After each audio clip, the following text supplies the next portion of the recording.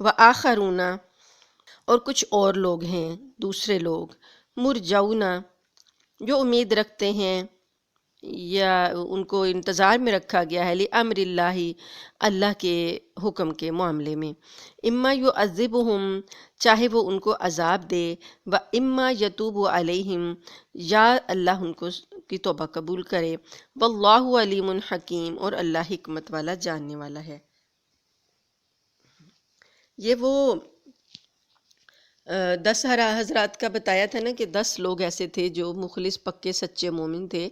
لیکن وہ اپنی سستی کی وجہ سے غزوہ تبوک میں نہ جا سکے تھے۔ ان 10 میں سے جو 3 تھے، تو جو 3 تھے ان میں تھے حضرت کعب بن مالک، حضرت ہلال بن امیہ، اور مرارہ بن ربیع رضی اللہ عنہم۔ ان حضرات کو ندامت تو تھی، لیکن انہوں نے توبہ کرنے میں اتنی جلدی نہ کی جتنی جلدی ان 7 صحابہ نے کی اور اپنے آپ کو ستونوں سے باندھ لیا۔ یہ بات ہو گئی تھی نا پچھلی کلاس میں کہ انہوں نے اپنے آپ کو مسجد نبوی کے ستونوں سے باندھ لیا اور یہ کہا کہ جب تک اللہ کے رسول صلی اللہ علیہ وآلہ وسلم ہمیں نہیں کھولیں گے ہم نہیں کھولیں گے۔ تو خود سے سزا دے لی۔ تو نبی کریم صلی اللہ علیہ وسلم جب واپس تشریف لائے اور آپ نے پوچھا ان کا کیا معاملہ ہے، تو لوگوں نے بتایا کہ اس طرح سے ان لوگوں نے اپنے آپ کو خود سزا دی ہے۔ تو نبی کریم صلی اللہ علیہ وسلم نے فرمایا کہ اگر یہ میرے پاس آ کے معافی مانگتے تو میں ان کے لیے دعا کرتا اور معاف کرتا اور اللہ سے دعا کرتا، لیکن چونکہ اب انہوں نے خود سزا دے دی ہے تو ان کا معاملہ اب اللہ کے سپرد ہے۔ جب اللہ تعالیٰ جب تک نہیں کہیں گے اب یہ ان کا نہیں کھولا جائے گا۔ تو اب اللہ تعالیٰ نے ان کی توبہ کے لیے یہ آیات نازل کر دی ہیں۔ تو اللہ تعالیٰ فرماتے ہیں کہ ابھی یہ 7 کا تو بتا دیا تھا نا پیچھے، ابھی 3 صحابی اور تھے جن کا بھی میں نے آپ کے سامنے نام لیا، حضرت کعب بن مالک، حضرت ہلال بن امیہ اور مرارہ بن ربی۔ یہ جو 3 تھے نا، انہوں نے اپنے آپ کو سزا دینے میں بھی سستی کر دی اور اتنی جلدی نہیں کی جتنی کہ حضرت لبابہ رضی اللہ عنہ اور ان کے ساتھیوں نے کی تھی، اور نہ ہی کوئی ایسا طریقہ اختیار کیا جو ان 7 حضرات نے اختیار کیا تھا۔ چنانچہ یہ آئے ہیں نبی کریم صلی اللہ علیہ وسلم کے پاس معذرت کرنے۔ جب معذرت کرنے پہنچے تو آپ نے ان کے بارے میں اپنا فیصلہ ملتوی کر دیا۔ آپ نے فرمایا کہ جب تک اللہ تعالیٰ تمہارے بارے میں کوئی حکم نازل نہیں کرتا میں کچھ نہیں کر سکتا، اور سب مسلمانوں سے بھی کہہ دیا کہ ان سے الگ رہیں، ان کا معاشرتی بائیکاٹ کریں، کوئی ان سے بات نہیں کرے گا، حتیٰ کہ خرید و فروخت، حتیٰ کہ بعد میں کچھ دن کے بعد یہ پیغام بھجوایا کہ بیویاں بھی ان سے الگ ہو جائیں۔ تو یہ بائیکاٹ جو تھا ان کے ساتھ، معاشرتی بائیکاٹ ان صحابہ کے ساتھ 50 دن جاری رہا، اور توبہ اس وقت قبول ہوئی جب آگے آیت نمبر 118 نازل ہوئی ہے۔ تو 50 دن کا وہ فاصلہ ہے، تو 50 دن کے بعد ان کی توبہ قبول کی گئی، اور یہ 50 دن ان کے اوپر بڑے بھاری تھے،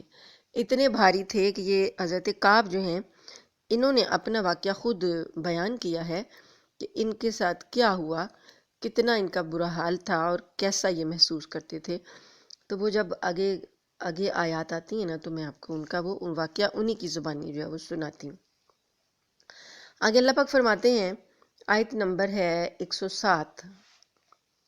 آیت نمبر 107 میں بسم اللہ الرحمن الرحیم، والذین اتخذوا مسجدا ضرارا، اور وہ کچھ لوگ وہ ہیں جنہوں نے ایک مسجد اس کام کے لیے بنائی ہے کہ وہ نقصان پہنچائیں، مسلمانوں کو نقصان پہنچائیں یا اسلامی دعوت کو نقصان پہنچائیں، وکفراً، اور کفر کے لیے، وتفریقاً بین المؤمنین، اور مومنوں کے درمیان تفریق پیدا کرنے کے لیے، وارصادا لمن حارب اللہ ورسولہ من قبل، اور ایک اڈا فراہم کریں جو نبی اللہ اور اللہ کے رسول کو لڑائی کرانے کے لیے، جہاں پر کوئی ہوتا نا اس طرح کا اپنا سازشی اڈا بنا لیتے جو کہ وہاں پر پلاننگ کی جاتی ہے، اس طرح اللہ اور اللہ کے رسول کو نقصان پہنچانے کے لیے ایک اڈا بنانے کے لیے انہوں نے یہ بات کی۔ ایک مسجد بنائی، وَلَا يَحْلِفُنَّ إِنْ أَرَدْنَا إِلَّا الْحُسْنَى، اور یہ ضرور قسمیں کھائیں گے کہ ہمارا ارادہ تو اچھائی کا ہے، وَاللَّهُ يَشْهَدُ إِنَّهُمْ لَكَاذِبُونَ، اور اللہ اس بات کی گواہی دیتا ہے کہ بے شک یہ جھوٹے ہیں۔ تو اب یہ جو مسجد ہے،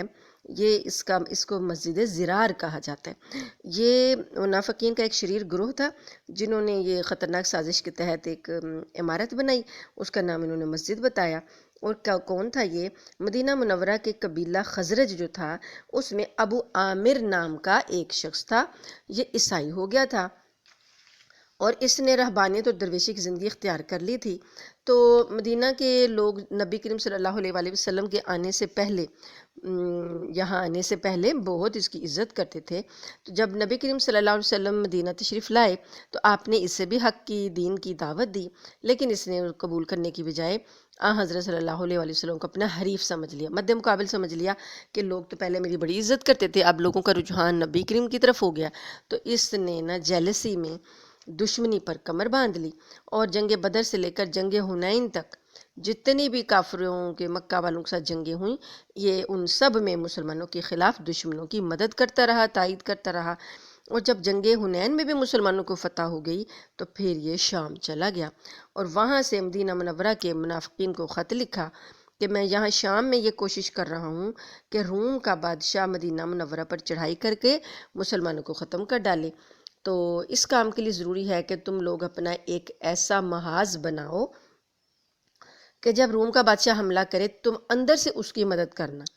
اسی نے یہ مشورہ بھی دیا کہ ایک عمارت بناؤ مسجد کے نام سے، جو بغاوت کے مرکز کے طور پر استعمال ہو،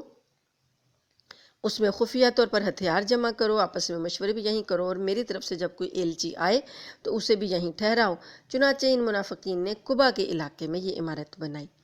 نبی کریم صلی اللہ علیہ وآلہ وسلم نے بھی تو قبا میں مسجد بنائی تھی نا، جب آپ نے آ کر قبا میں قیام فرمایا تھا، 3 دن قیام فرمایا تو مسجد کی بنیاد رکھ دی، جو آج بھی مسجد قبا کے نام سے ہے۔ اور نبی کریم صلی اللہ علیہ وسلم کا فرمان ہے کہ جو اس مسجد قبا میں میری اس مسجد میں آئے اور آ کر 2 رکعت نماز نفل ادا کرے تو اس کے لیے ایک عمرے کا ثواب ہے، تو مقبول عمرے کا۔ تو یہ ان لوگوں نے بھی مسجد قباء جو نبی کریم صلی اللہ علیہ وسلم نے بنائی تھی،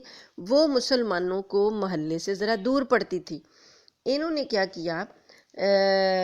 ایک اسی علاقے میں ایک مسجد ذرا ہٹ کے بنا دی، اور کہا کہ ہم نے کچھ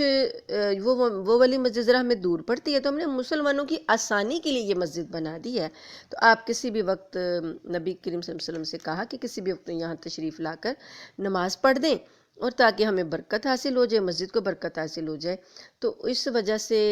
انہوں نے یعنی بہانہ یہ لگایا تھا کہ ہم آپ کی برکت کے لیے آپ کو بلا رہے ہیں۔ تو نبی کریم صلی اللہ علیہ وآلہ وسلم اس وقت تبوک جانے کی تیاری میں مصروف تھے، تو آپ صلی اللہ علیہ وسلم نے فرمایا کہ میں ابھی تو تبوک جا رہا ہوں، جب میں واپس آؤں گا تو پھر اس کے بعد تمہاری مسجد میں آ کر نماز پڑھ لوں گا۔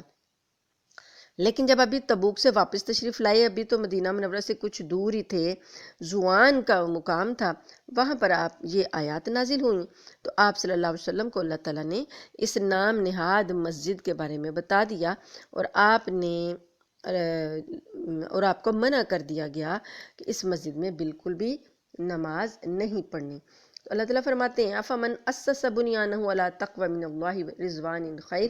کیا وہ مسجد جس کی بنیاد تقوی پر اور اللہ کی رضامندی پر رکھی گئی ہے، وہ مسجد بہتر ہے؟ امن اسس بنیانہ علی شفا جرف ہار، یا وہ مسجد جس کی بنیاد جو ہے وہ آگ کے ایسے اٹھائی گئی ہو کہ آگ کے گرتے ہوئے کنارے پر، جس کی بنیاد رکھی گئی ہو جہنم کی آگ کے کنارے پر، تو وہ بہتر ہے، تو وہ کسی بھی وقت اس جہنم میں گر جائے گی۔ واللہ لا یہدی القوم الظالمین، اور اللہ تعالیٰ ظالم قوم کو ہدایت نہیں دیتا۔ اس سے پیچھے والی جو آیت ہے وہ میں 108 نمبر آیت، وہ یہ ہے کہ اللہ پاک نے فرمایا لا تقم فیہ ابداً، آپ نے کبھی بھی اس مسجد میں کھڑے نہیں ہونا، یعنی کبھی اس مسجد میں نہیں جانا، نماز کے لیے کھڑے نہیں ہونا۔ لمسجد اسس علی التقوی من اول یوم احق ان تقوم فیہ، وہ مسجد جس کی بنیاد پہلے دن سے ہی تقوی پر رکھی گئی، یعنی مسجد قباء،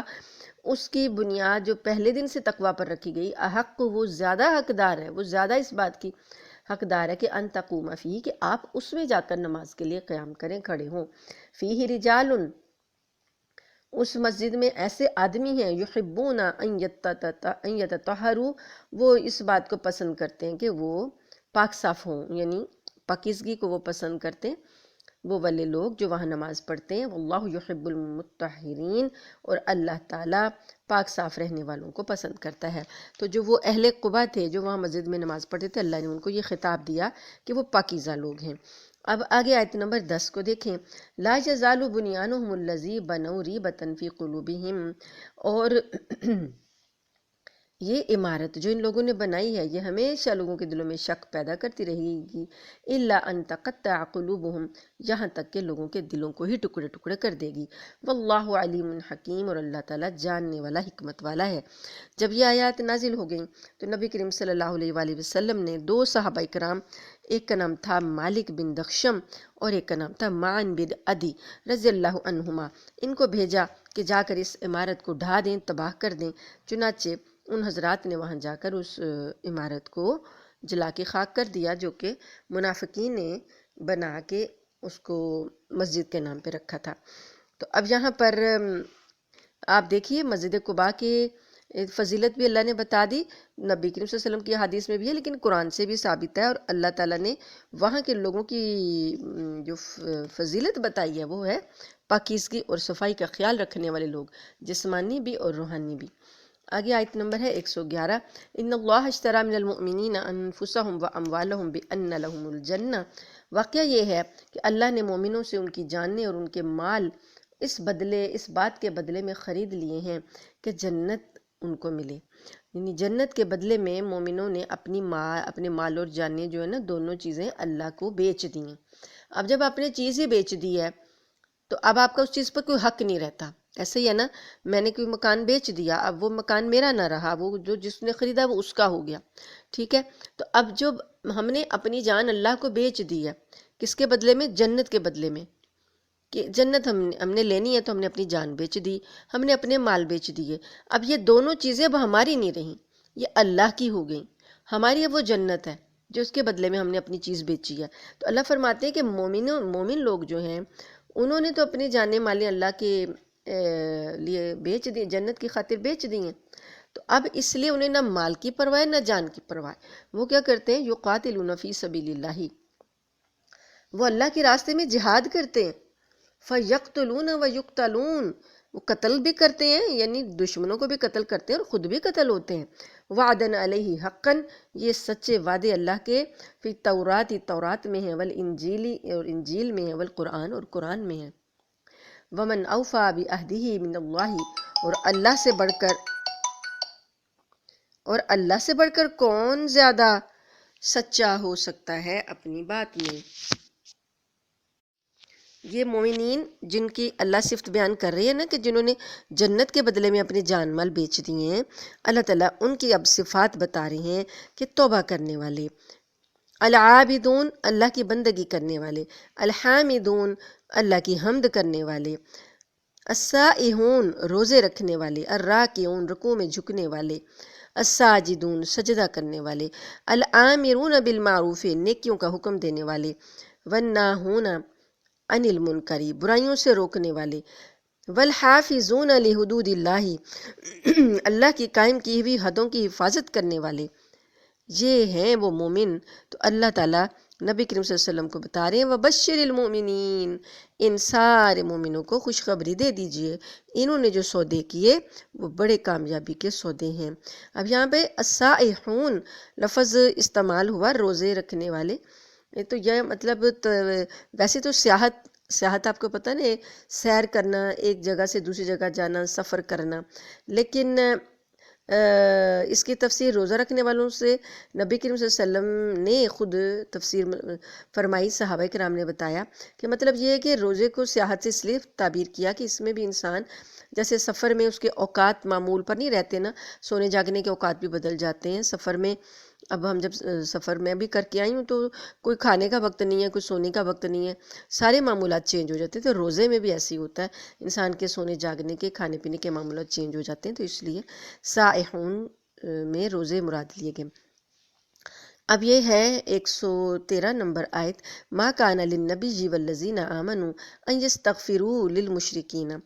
مومن نبی کے لیے اور مومنوں کے لیے یہ بات زیب نہیں دیتی ہے کہ وہ مشرکوں کے لیے استغفار کریں، ولو کانوا اولی قربا، اگرچہ وہ ان کے رشتہ دار ہی کیوں نہ ہوں، من بعد ما تبین لہم انہم اصحاب الجحیم، بعد اس کے کہ جب آپ کو پر واضح ہو گیا کہ یہ لوگ جہنم والے ہیں۔ یعنی یہ جو شان نزول ہے، یہ نبی کریم صلی اللہ علیہ وسلم کے چچا ابو طالب نے اگرچہ آپ کی بڑی مدد کی تھی، لیکن انہوں نے آخر وقت تک اسلام قبول نہیں کیا تھا۔ تو نبی کریم صلی اللہ علیہ وسلم نے جب وفات کے وقت ان کو ترغیب دی کہ وہ کلمہ پڑھ کر مسلمان ہو جائیں، تو اس وقت بھی ابو جہل وغیرہ نے درمیان میں آ کے انہیں اکسایا ابو طالب کو کہ کیا تم اب مرنے کے وقت میں آ کے تم اپنے دین عبد المطلب دادا کا دین چھوڑ دو گے، موت سے ڈر جاؤ گے؟ لوگ کیا کہیں گے کہ سردار تھا اور موت سے ڈر گیا اور اپنا دین چھوڑ دیا۔ تو وہ اکسانے لگے نبی کریم صلی اللہ علیہ وسلم کی بات کے درمیان میں آ کے انہوں نے، ابو جہل وغیرہ نے آ کر وہاں پہ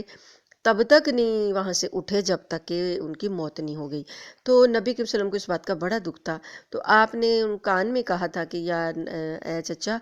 آپ میرے کان میں ہی کلمہ پڑھ دیجئے تاکہ میں اللہ کے حضور آپ کی سفارش کر سکوں۔ لیکن انہوں نے جب آخری لفظ جو ان کے منہ سے نکلے، غنودگی تو آ رہی ہوتی ہے نا بندے پر، کبھی غشی آ رہی ہوتی ہے، کبھی کچھ آ رہا ہوتا ہے موت سے پہلے، تو جو وہ آخری لفظ ان کی زبان سے نکلے تھے وہ یہ تھا، عبد المطلب کی ملت پر، یعنی پرانا جو دین ہے اس کی ملت پر۔ تو یہ لفظ سن کے ابو جہل وغیرہ باہر آ گئے اور خوش ہو گئے کہ چلو جی یہ ہمارے دین پر مرا ہے۔ تو اب یہ نبی کریم صلی اللہ علیہ وسلم نے اس وقت کہا تھا کہ جب تک اللہ تعالیٰ مجھے منع نہیں کریں گے میں ابو طالب کے لیے مغفرت کی دعا کرتا رہوں گا۔ اب یہاں پر اللہ پاک نے منع کر دیا، آپ نے فرمایا، اللہ نے فرمایا کہ مومن، نبی اور مومن کسی کو بھی یہ زیب نہیں دیتا کہ وہ مشرکین کے لیے دعائیں مغفرت کرے، اگرچہ وہ ان کے رشتہ دار ہی کیوں نہ ہوں۔ یہ چیز ہے جو یہ اس بات سے بھی نبی کریم صلی اللہ علیہ وسلم نے استدلال کیا کہ جو تھے ابراہیم علیہ السلام،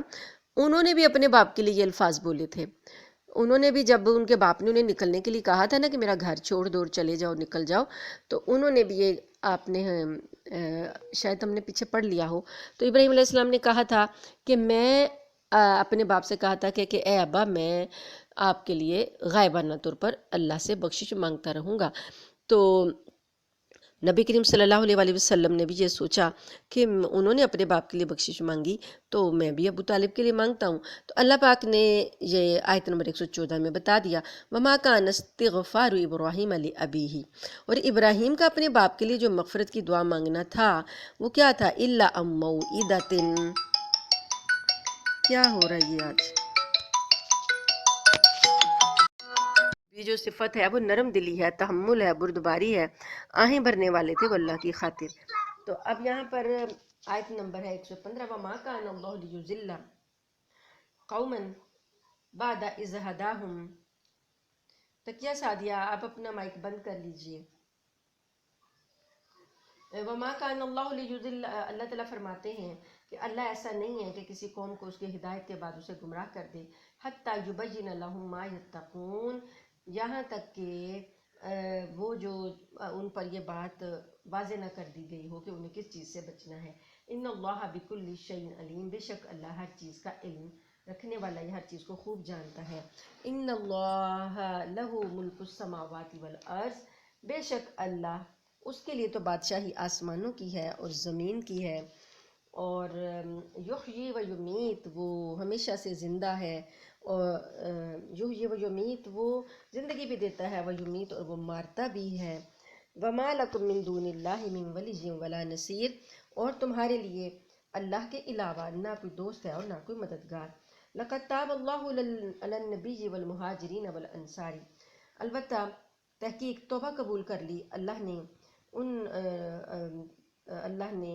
نبی کی، والمہاجرین، مہاجروں کی، والانصار، اور انصار کی، الذین تبعوہ، جنہوں نے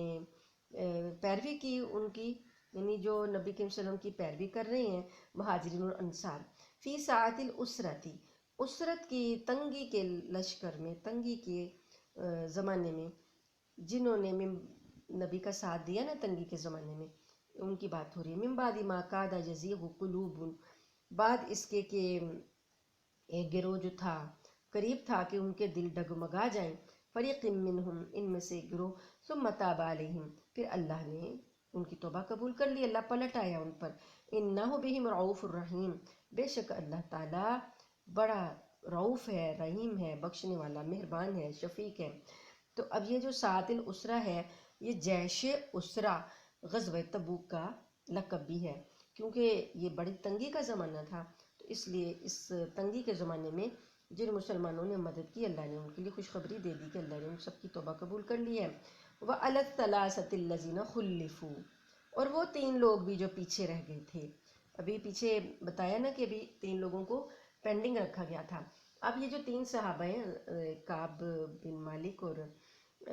جو میں نے آپ کو ربی نام بتائے، ان کی بھی توبہ کی ہے۔ آگے اللہ پاک نے 50 دن کے بعد یہ آیات نازل ہوئی ہیں، وَعَلَى الثَّلَاثَةِ الَّذِينَ خُلِّفُوا، اور وہ تین لوگ جو پیچھے رہ گئے تھے، حتیٰ اذا ضاقت علیہم الارض، یہاں تک کہ زمین ان پر تنگ ہو گئی تھی، بما رحبت، بجائے باوجود اس کے کہ وہ کشادہ ہے، وضاقت علیہم انفسہم، اور ان کی جانیں بھی ان پر تنگ ہو گئی تھیں،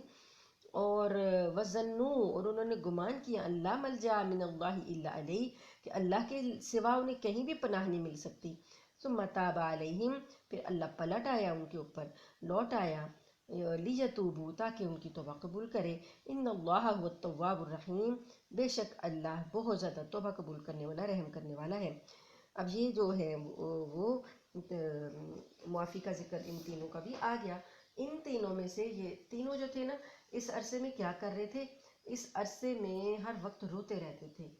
تینوں صحابی، کہ ان کے لیے جب تک واضح حکم نہیں آیا، اور یہ معاشرتی بائیکاٹ سارے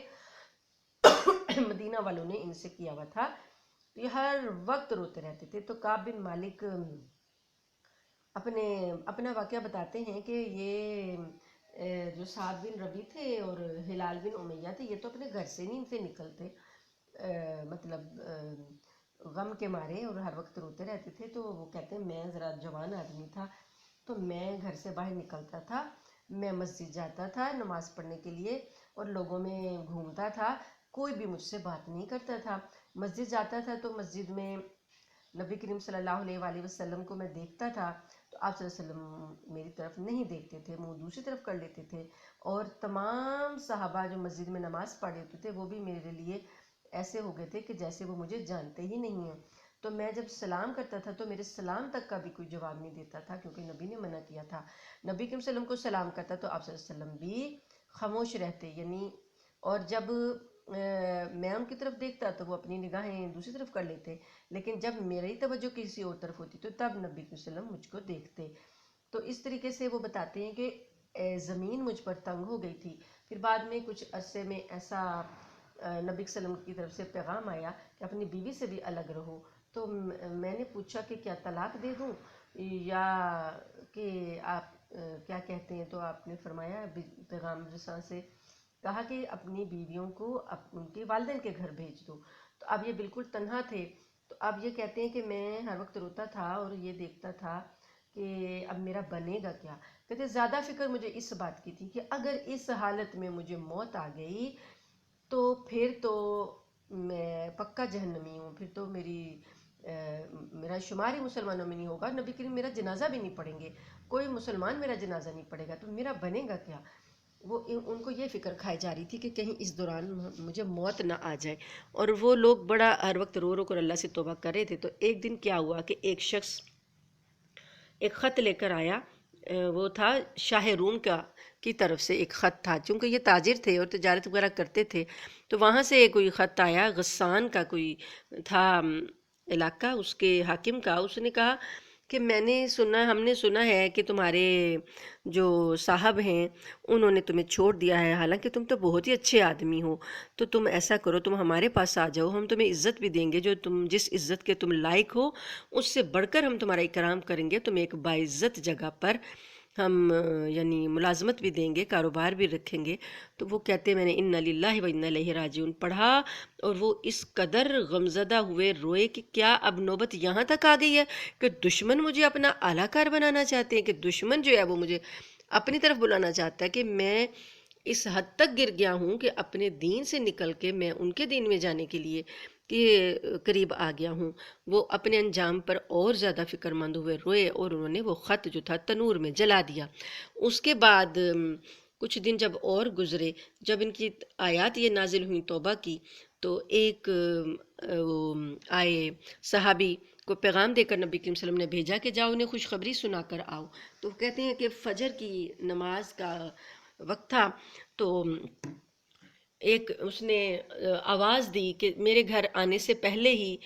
دور سے اس نے پہاڑی کے اوپر چڑھ کر آواز دی کہ مبارک ہو، ان تینوں کے نام پکارے،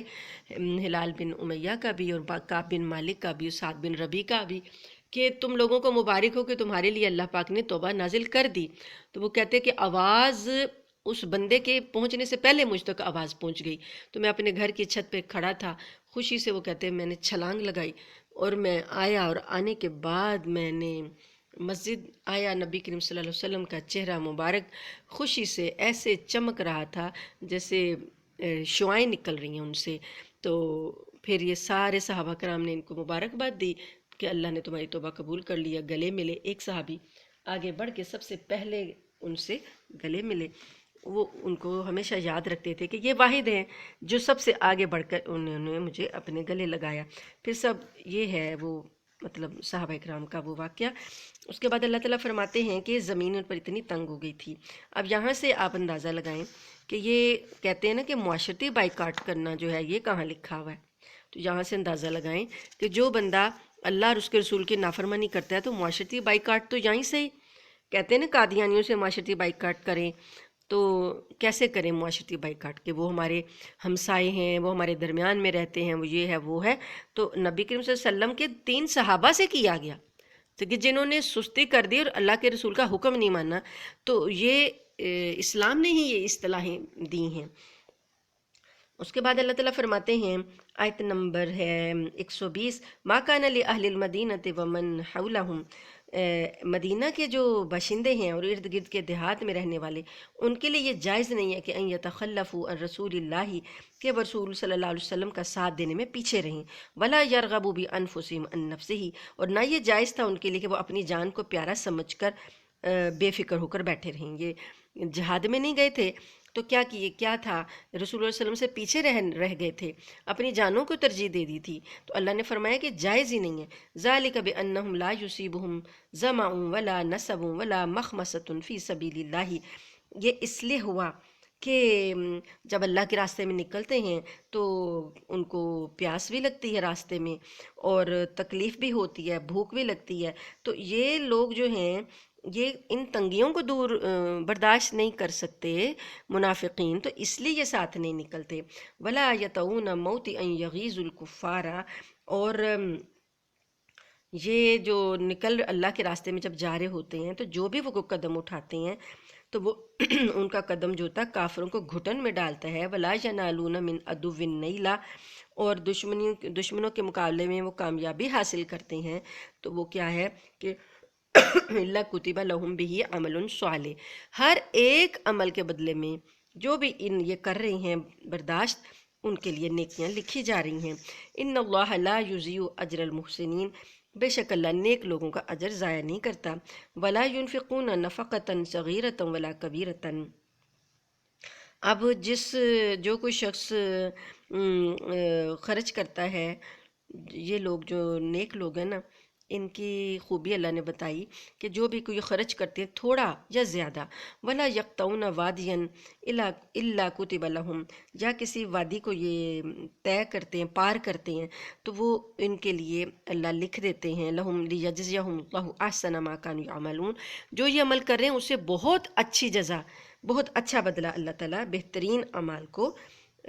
لکھا ہوا ہے اللہ نے، تو اللہ کے ہاں وہ ملے گا۔ وما کان المؤمنون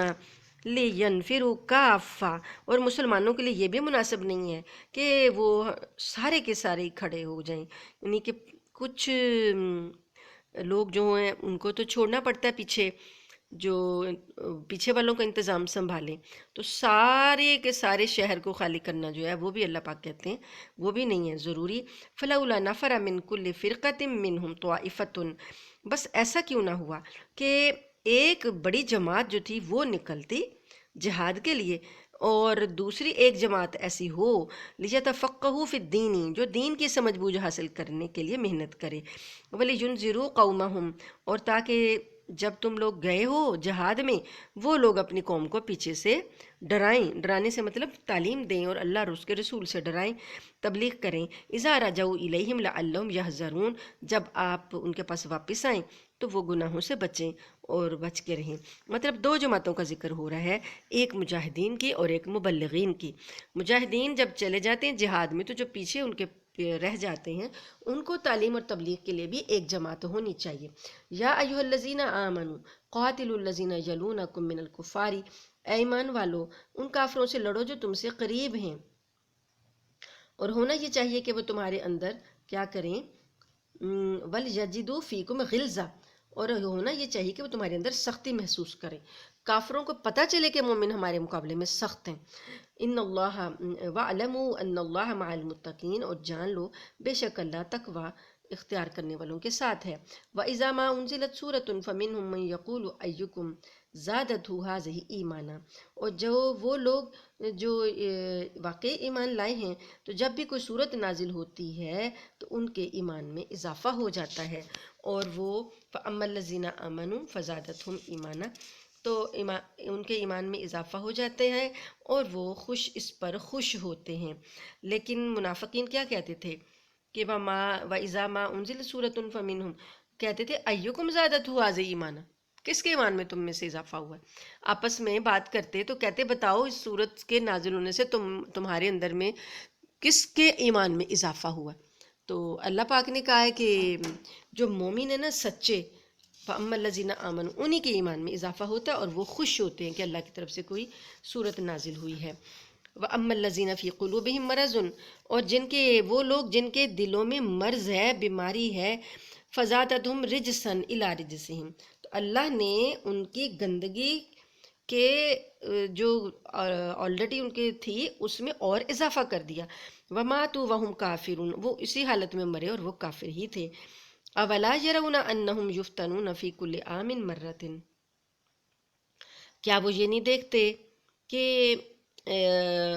ہر سال ایک یا دو مرتبہ کسی آزمائش میں مبتلا ہوتے ہیں، ثم لا یتوبون ولا هم یذکرون پھر وہ توبہ بھی نہیں کرتے اور وہ نصیحت بھی حاصل نہیں کرتے۔ وَإِذَا مَا أُنزِلَتْ سُورَةٌ نَظَرَ بَعْضُهُمْ إِلَىٰ بَعْضٍ اور جب کوئی صورت نازل ہوتی ہے، جب بھی کوئی صورت نازل ہوتی ہے تو یہ ایک دوسرے کی طرف دیکھتے ہیں، نظر بعضهم الی بعض ایک دوسرے کی طرف دیکھتے ہیں، یعنی کہ نکھیوں سے دیکھتے ہیں کہ یہ کیا ہو رہا ہے، کیا اس کا مطلب کیا ہے۔ حل یراکم من احد ثم انصرفوا اور جب اور ایک دوسرے کو کہتے ہیں کہ کیا تمہیں کوئی دیکھ تو نہیں رہا، ثم انصرفوا پھر اٹھ کر چلے جاتے ہیں، اشاروں سے کہتے ہیں نا، آنکھوں سے ایک دوسرے کو دیکھ کے کہتے ہیں کہ کوئی دیکھ نہیں رہا تو اٹھ کر چلے جاتے ہیں۔ صرف اللہ قلوبہم اللہ نے ان کا دل ہی پھیر دیا، بِأَنَّهُمْ قَوْمٌ لَا يَفْقَهُونَ جب وہ نبی کے محفل سے اٹھ کے چلے گئے پھر گئے تو اللہ نے بھی ان کے دل پھیر دیے، اس وجہ سے کہ وہ لوگ ایسے ہیں جو بات کو سمجھتے نہیں۔ لَقَدْ جَاءَكُمْ رَسُولٌ مِّنْ أَنفُسِكُمْ عَزِيزٌ عَلَيْهِ مَا عَنِتُّمْ البتہ تحقیق اے لوگو تمہارے پاس ایک ایسا رسول آیا ہے جو تم ہی میں سے ہے، یعنی تمہاری قوم میں سے ہے۔ عزیز علیہ ما عنتم وہ بڑی اس کو گراں گزرتی ہے کہ اگر تمہیں کوئی تکلیف ہو، یعنی تمہاری تکلیف اس پر گراں گزرتی ہے۔ جیسے اولاد کو تکلیف ہو تو ماں باپ خود کتنی تکلیف میں آ جاتے ہیں، تو ایسے نبی کریم صلی اللہ علیہ وسلم مومنوں کی تکلیف میں کو بہت ان کو شاق گزرتی ہے۔ حریص علیکم وہ تمہارے بارے میں بہت ان کو لالچ ہے، حریص ہے بھلائی کے معاملے میں کہ تمہیں زیادہ سے زیادہ بھلائیاں مل جائیں۔ رؤوف الرحیم اور وہ بڑے شفیق ہیں، رحم کرنے والے ہیں۔ تو نبی کریم صلی اللہ علیہ وآلہ وسلم واقعی اتنے مومنوں کے لیے حریص تھے بھلائیوں میں کہ انہوں نے اللہ سے اتنا مانگا اپنی امت کے لیے کہ مرنے سے پہلے، وفات سے پہلے بھی جبرائیل علیہ السلام کے ذریعے اللہ تعالیٰ سے یہی مانگتے رہے کہ مجھے بتایا جائے کہ میری امت کا میرے بعد کیا ہوگا۔ تو جبرائیل علیہ السلام جب یہ پیغام لے کر آئے کہ اللہ فرماتے ہیں کہ آپ کے بعد اللہ تعالیٰ آپ کی امت کو تنہا نہیں چھوڑے گا، تو پھر نبی کریم صلی اللہ علیہ وسلم کو تسلی ہوئی۔ فَإِن تَوَلَّوْا اللہ تعالیٰ فرماتے ہیں کہ اتنی باتوں کے بعد بھی اگر یہ لوگ منہ پھیر لیں،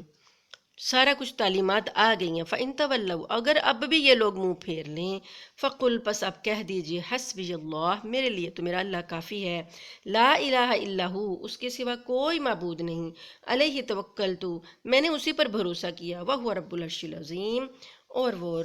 رب جو ہے عرش عظیم کا رب ہے، عرش عظیم کا مالک ہے۔ تو یہ دو آیات جو ہیں سورہ توبہ کی، ان کی بڑی فضیلت آئی ہے کہ اس میں یہ ایک طرح سے پہلی جو آیت ہے 118 نمبر،